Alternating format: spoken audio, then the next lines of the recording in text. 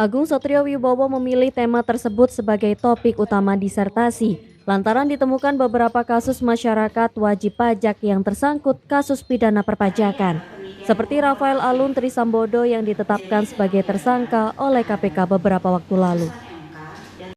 Menurut Agung, tersangka Rafael Alun Trisambodo sebenarnya dapat melakukan upaya hukum dengan cara mengajukan gugatan pra-peradilan ke Pengadilan Negeri.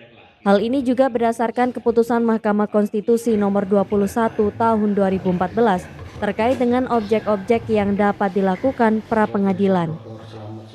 Melalui disertasinya tersebut, Agung berharap memberikan temuan itu bahwa harus ada perubahan di Undang-Undang Ketentuan Umum dan tata cara perpajakannya, sehingga masyarakat memiliki pandangan baru terlebih lagi di bidang hukum perpajakan, dan manfaat pra-peradilan tersebut tidak disalahgunakan bagi oknum yang tidak bertanggung jawab.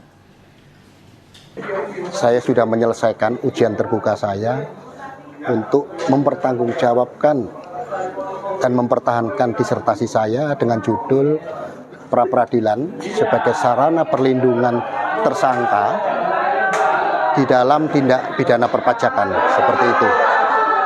Jadi di dalam disertasi ini saya melakukan penelitian khususnya terkait tindak pidana di bidang perpajakan itu, tentang peraturan apa yang ada, yang berlaku sekarang, apakah terjadi konflik norma dengan peraturan perundang-undangan yang lain, seperti itu. Terus kemudian dari disertasi itu saya menemukan terjadi konflik norma ya, antara undang-undang ketentuan umum dan tata cara perpajakan dengan ketentuan undang-undang KUHP, seperti itu.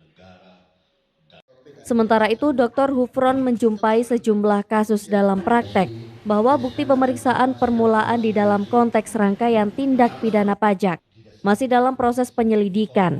Namun kini oleh penyidik Direktorat Pajak dijadikan dasar untuk menetapkan sebagai tersangka. Dahulu adalah pensiun dini dari Direktorat Pajak yang ternyata setelah menjadi seorang advokat dalam praktek menjumpai sejumlah kasus bahwa bukti pemeriksaan permulaan di dalam konteks rangkaian tindak pidana pajak itu yang sesungguhnya adalah masih dalam proses penyelidikan, ternyata oleh penyidik Direktorat Pajak itu dijadikan dasar untuk menetapkan sebagai tersangka.